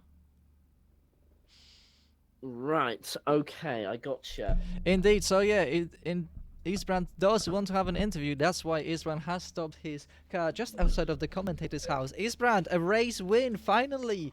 You managed to, after the race 1, which just didn't go your way, you managed to recover nicely in race 2, albeit due to a little bit of lap traffic. Yes, that was a very unfortunate. Because the lap traffic, Tuki was broke like really early, right? Because the lap cars would get out of the way, and I tried to brake with him, but I locked up at the rear, and like a small accordion effect happened. So nobody spun around, but Indeed, just a little. That's kind of a sketchy win. A little bit sketchy win. Are you worried that this win might be taken away from you if the stewards deemed that the action or the pass was a little bit illegal? Oh, yeah, I mean, I guess by definition it is illegal, so I'm probably going to get it taken away from me. I don't really mind that much. I'm just happy I was able to do this. Anyway, just racing here at the top. My first race, I hit the wall really badly at that chicane section. I had a red front wing, a yellow rear wing. I was limping it home in P9, last went back to P11. But then a double overtake back to P9, and that got me P2 for the next race, which was just simply lovely. Simply lovely indeed. Reverse grid, giving a second chance to drivers who have been wronged in race 1. Though, speaking of everything that has happened, what are your thoughts on the racing that has transpired here today? Predictable. I'd say there was a good amount of clean drivers, but there's also a good amount of not so clean drivers. And in a track like Singapore where the walls are this close, and the runoffs are just like I saw some people were reversing out of the runoffs back onto the track. It's just kind of what I expected. So yeah, I will definitely think that the results will be much different after the penalties or the long session that the stewards have will shift the tables a little bit. Yeah. Also, I gotta give an inside scoop. Nathan's pole lap wasn't valid, so that's that. So that is going to So there's be gonna be a lot of interesting stuff so. happening in the stewards room. Though speaking of invalid laps, that might mean a quali ban for next round in Most, and Most, I don't think we've ever seen Formula Supremes race around Most, and not No. sure whether you are familiar with the track and whether you are looking forward to it. Well, I've driven the track a bunch in a couple of different cars. Never in a Formula Supreme though, so I'm very excited to see how that's gonna go. Actually have a little question, if you don't mind, Stopper. Yes. So, of course, I was just looking at your perspective. Well, not your perspective, but I was just looking on the broadcast feed there, and we were just watching you come down and then break, like, obviously for the leads, and then you went into the back. What exactly happened there? Did you just brake too late, or what else? Like, can you just explain what kind of caused that? Oh yeah, but I said it in the beginning. It was just I did not want to lose time, right? So I really took a line where I had like a good run into that corner. And it was just a gamble because I didn't know where the cars were gonna end up. Hmm. It ended up being that there was a roadblock there. So I tried to brake, I locked up, but still I hit the rear of Tuki. There's not it's my fault for sure I'd say, but Hmm. that's racing, you know. Okay, well, that's really all I've got for Stopper. Thank you very much for taking our questions. Mateusz, do you have anything further? No, I think that is everything when it comes to questions. It was wonderful watching you race here today and finally be on the top step on the podium in whatever Oh, circumstances. Still what must did mean you quite a bit. what did you guys think of that double overtake on the first race? I would have to think back to it. That was Same here. I know which one you mean. That was coming out of turn number 6. I think. Yeah, the left-hander. That was scary with a red front ring, right, yellow rear ring. Oh man, I don't know how I managed that. That was definitely a quite a wonderful something to behold, definitely, and we will see what the results will be Yeah, for that overtake. this is my problem. I have a lot of ups and downs, so I'm gonna try to just focus on getting more ups for the next round.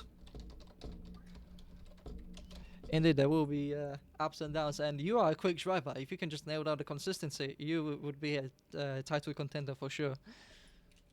Yeah, thanks. You are most welcome. But that is everything. Anything else you would like to say, Stopa? No, I guess except for congratulations to Tuki for winning race 2, because that's definitely gonna happen after this. Well, And yeah, that's about it. well, we will see. Well, thank you again for racing, and we will put you back to radio station. And let's bring in Tuki Gonzalez. Tuki, that last lap, so close yet so far. Isbrand said that there's a high chance that you will be reinstated with that victory after what has transpired at the Yeah, just he said before. it to me himself. I said to him to give the position back, but he was like, "No, I'll take the penalty."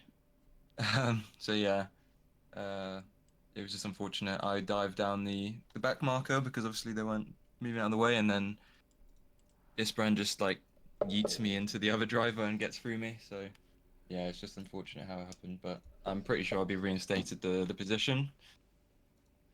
More than likely, but coming out, what a drive have you had in race 1, coming down from all the way down the grid, coming to within the top 10. That has been a certainly drive. Granted, there has been a lot of chaos that helped you out, but there's Yeah, definitely a lot of merit that was involved there. it was very stressful race. I mean, in the lap 1 I was wiped out, and I think I went up to P15, and then I don't know who it was, but a Marlboro car wiped me out into sector 3, and that put me all the way back into like P23 21 or whatever position it was, and then it was from there just to get my head down and make sure that I didn't run into any more incidents. And it seemed that I managed to get P10 in the end, which set me up for race 2. Indeed, so that was a wonderful, wonderful drive. And to be honest, I would definitely put you as one of my drivers of the race for race 1 for moving so many ways, Thank you. so many positions up top. Your teammate Roland, if he's free for an interview, might just bring him in as well. Got a podium finish, but just again, it seems like you guys with IPK, and I've said it in the stream, like if you guys had no luck, if you didn't have bad luck, you would guys have no luck at all. Yeah, it's either we have a really good race or just a horrible race sometimes. But yeah, I mean, I should get that P1 reinstated, so it should be fine. And to be fair, with how race 1 went, my car was like, I think, completely orange wing on the front and back, so I was basically driving a boat for the entire race. So managing to get P10 was quite an accomplishment, I think, with the circumstances that were there.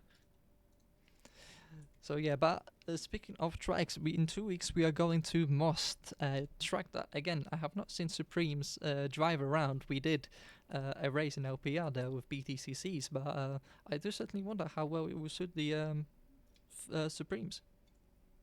Yeah, me too. I've actually never driven around that track, I don't think, at least. Yeah, certainly turn 1 will remind me a lot of Monza for everything that entails. Well, I will not be looking forward for that then. Hopefully, hopefully there's no race penalties dished out for me, and I'll be able to race in the first race for that then. Indeed, we will definitely see. Well, you didn't qualify today, so you definitely don't have any qualifying penalties coming your way. Yeah, which was great.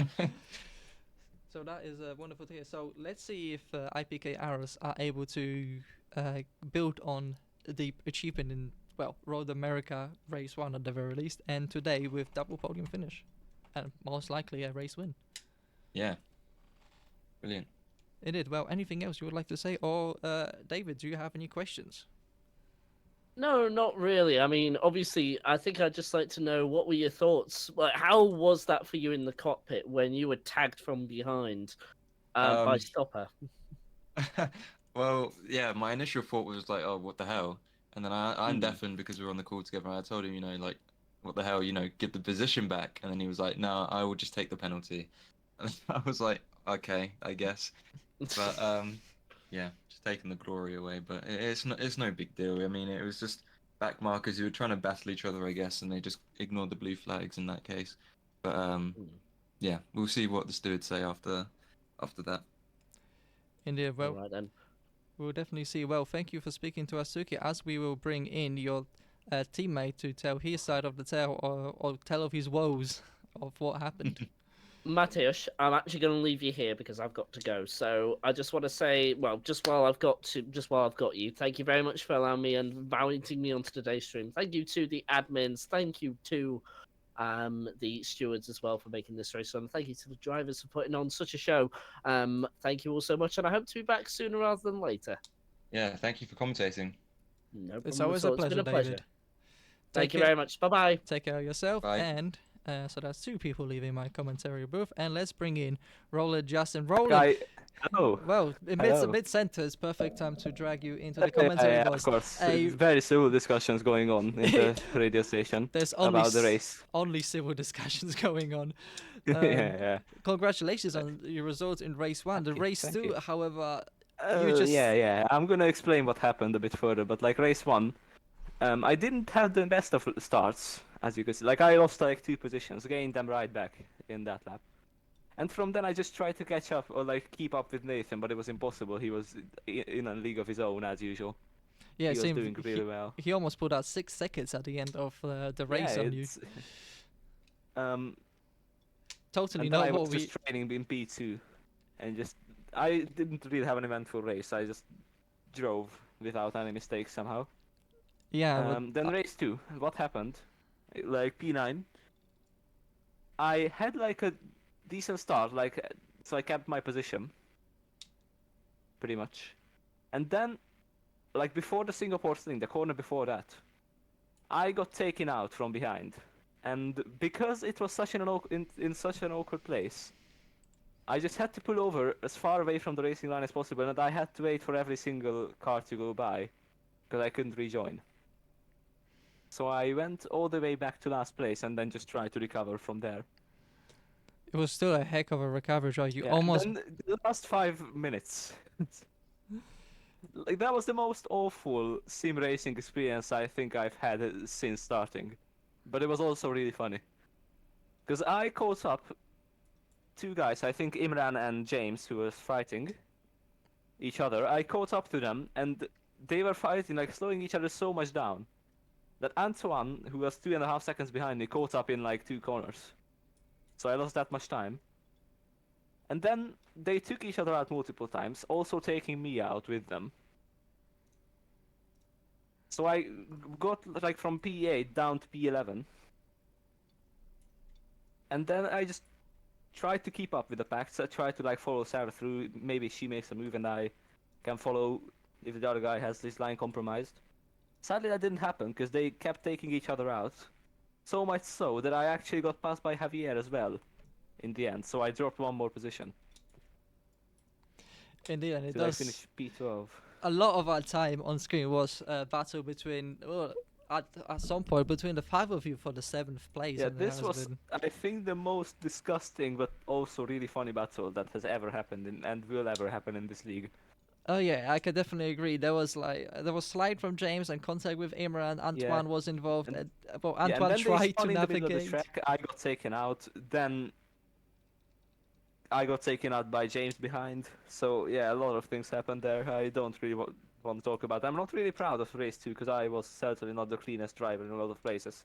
I could No. have done better, but I was just so frustrated with the whole situation of having to catch up from the back Yeah, I can while imagine having the pace to like be on the podium. Yeah, when a driver is frustrated, they usually make moves that they Although usually would not do themselves. I masked it pretty well until that last battle, because then, like with James, I just completely lost my cool.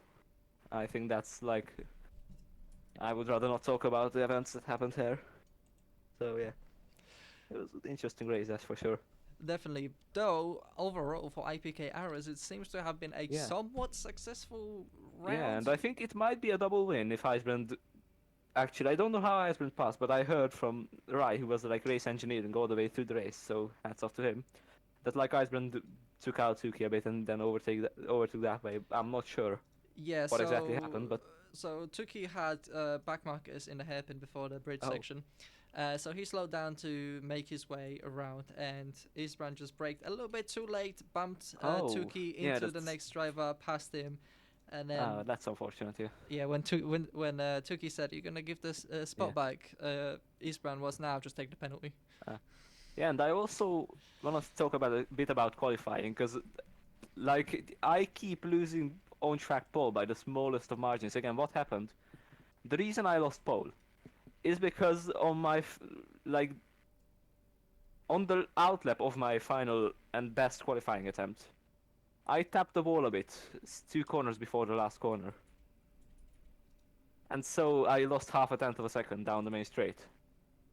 And I lost the pole by like 26,000 of a second. So if I didn't mess up my outlap, I would have been on pole. Yeah, that was definitely a exciting battle between Yeah, I yourself really and enjoyed Nathan. it. Although apparently from an inside source, Nathan's pole position lap time was invalid. So whether Yeah, it I was had that like said to me like by at least 2 people. So I might get pole for the 3rd time this season, and all of them being because of track limits. indeed, and Because I keep getting P2, and then just the guy ahead of me just invalidated his lap. It turns out so after the qualifying. for most, there might be a penalty ban for the championship. Yeah. A quali ban for the championship leader. And speaking of next round, it's must. Yeah, what are your I thoughts on it? am honestly like I cannot say anything about Moss because I will have to sadly skip the race What is it? Like, because I will not be home at the time. the round that it you takes could place. have had pole position due to your main rival not being able to, or the chance for your away. I mean, like I have never driven on Moss, so I wouldn't have really fancied my chances anyway. It's quite a fun track. But I can imagine it's going to be in AFR as well eventually, so I think it's also on that calendar. So I'm gonna have to, or like I'm gonna get to race it there. You get to race it regardless then. Well, That is all the questions from myself. Do you have anything else you would like to say, Alright, Roland? I don't really. I just want to congratulate Nathan once again, and also Tuki because of that recovery drive in race 1. He was doing an amazing job. 15 places up. Indeed. So, That is from back really on the nice grid of in him. race 1 to race win in Yeah. race 2. It's really nice recovery. Was a very good. Well, thank you, Roland, for driving with us. Well done on your race 2 exploits, and hope to see you in your in the next round in your racing. Yes, thank you. Doing similarly well. Yeah, I hope so. Well, you take care of yourself, and I will. Who else do I have that wants to be interviewed? I don't see Nicholas. So our final podium position sitter. Oh, Nathan is here. Let's see if Nathan is up for an interview. Nathan Oda, you up for an interview? Yes, hello.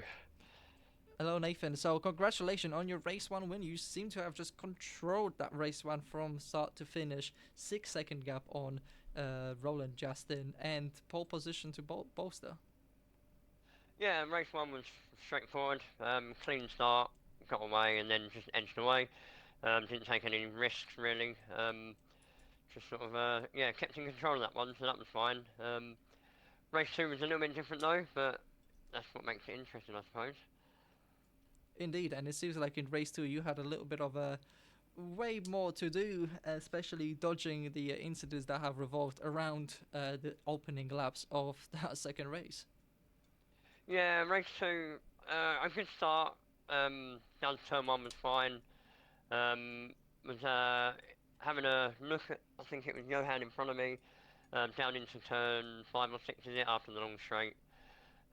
Seemed to make it through alright, and then a couple of cars came up the inside into the right hander that follows it and just sort of fed me into the wall. So I got some yellow front wing damage there, so the car wasn't great, but yeah, had a good fight with Johan again for a few laps, side by side for a few corners, and yeah, managed to get P3 in the end on the track, so hopefully we'll see what the stewards say about the penalties and bits and pieces, but yeah, first and third with the pole position and hopefully a fastest lap in there too. Not a bad day. Indeed, not a bad day in a race that has just been filled with chaos and controversy. And speaking of controversy, there has been few people saying that the pole position lap time may be a little bit invalid.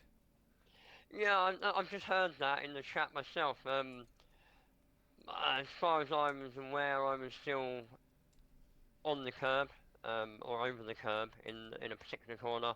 Obviously, the stewards will look at it, and obviously, if I'm off track, then yeah, I deserve it to be taken away, and the penalty point that goes with it. But yeah, I feel like I was okay, but obviously in the car you can't see the wheels, the bottom of the wheels, so yeah, we'll have to wait and see. I've not had a chance to look at the replay yet, so if people are already talking about it, then I'm guessing I'm outside the track limit, so it'd be a shame to lose that one, but yeah, it is what it is. Indeed, and speaking of going into next round, which is Most, how would that change your strategy going into Most? Moss is a place I've raced once, not very strong there, so I'll be on the back foot at Moss, but I think the other guys have got a lot more experience around there, so yeah, I've got 2 weeks to put in a bit of practice, but it's not a good track for me, so it may be damage limitation. And it seems like one of your main championship rivals, Roland Justin, will not be racing there either. So, Oh, right, that's interesting. So you could be in for an easier time unless few other drivers turn up to give you a hard time. I'm sure there will be. I think they will give me a hard. Tricky Gonzalez now is rapid.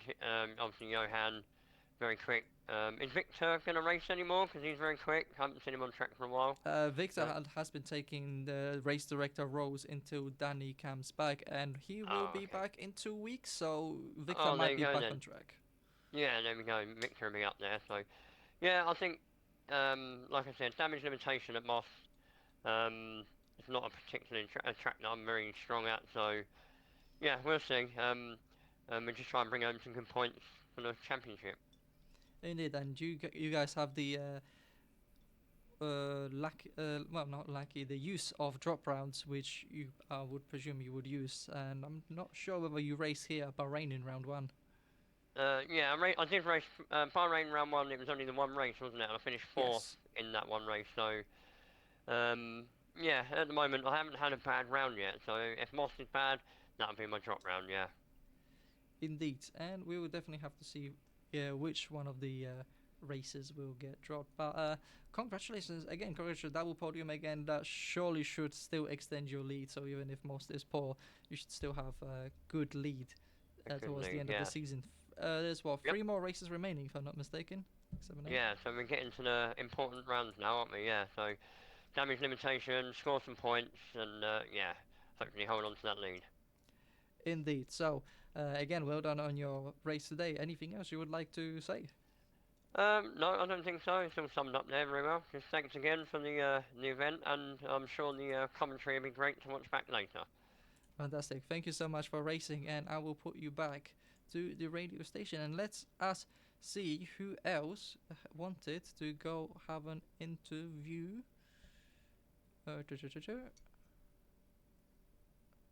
Okay, let's bring in Johan Karolczak, top 5 finish in both races, and it has been a hell of an interesting race. Yeah, fourth into first race, I must say.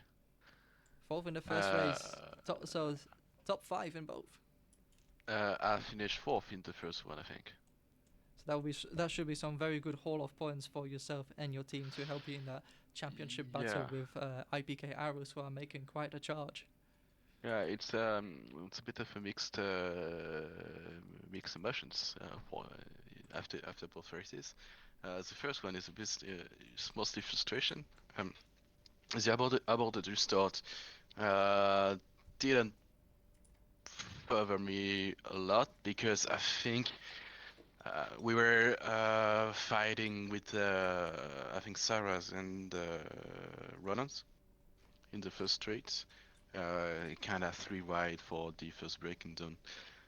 Then the touch and irritated P2. So after that, I was thinking to myself, it's going to be a lonely race with a good bag of points, but it got you started. Yeah. Second restart was a bit more complicated. Lots of fighting with Sarah. I touched a wall. Yeah, I know there was 2 main straight where you could use the P2P.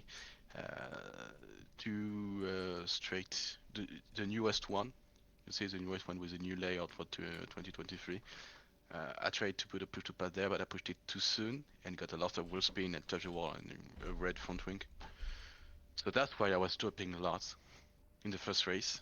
I dropped a lot, and I think Nicholas Sharon got me at the end because of that. So I was a bit frustrated because I think with the clean front wing, I could have challenged for P3, but it is what it is. Second race, I talked with Kevin after the race. He said sorry for the trolley train. I mean, it was kind of fun, a bit too aggressive in my opinion for Nathan to get past me, even though I understand why he did it because he wanted to lose he wanted to avoid losing time behind me and Kevin in order to get a shot for the top positions, and he could see that we were a bit struggling to overtake each other. But yeah, the last some moves were a bit overly aggressive, I think. But overall, the rest of the race, just trying to get past Kevin, I could not do it. So yeah, that it is what it is. As same thing. So good to not be part of the drivers that got crashed, but frustrated because there was a lot of potential to do better, Indeed, and I talked a lot alone. it has been indeed an extremely chaotic race, Yeah. especially race 2. It seems like there's been a crash and a lot of drivers being kicked out for their racing standards, as the stewards have Yeah. deemed. There were a lot of newcomers that I think were not ready for the standard of racing that was expected from them. Indeed, but so among those newcomers, there are few compatriots from your home country in Kevin and Antoine, and both of them has Oh, given you yeah. quite a run for their money since they came in Road America last turn. Yeah, I know them from a previous series we did using actually the same car that Signed used in the first season, the Indy Lights from UAD. We raced them in a kind of French-dominated series. They were very strong competitors. So yeah, the newcomers, but they're not really new in this kind of racing. That I think we've both seen that Antoine and Kevin are doing what they need to do in order to race cleanly and race up top. I think in the first third of the grid.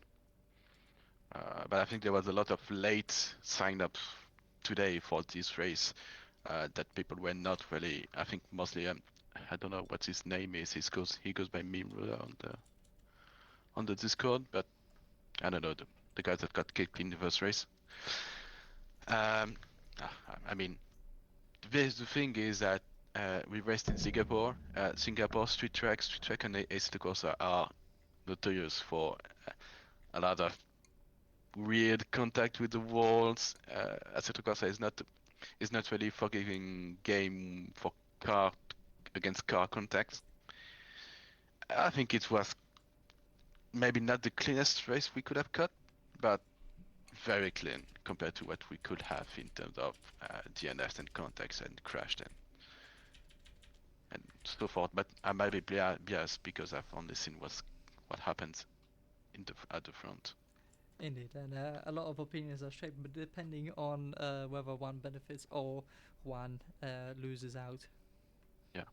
But again, next round will be at Moss, and it is a track that you have raced before, although in a quite different cars. Is that Most? That is Most indeed. Oh, Most with those cars. It's going to be. It's open. It's an open track, so it's going to be better on that side. But I don't know how. I think it is at Most with the chicane.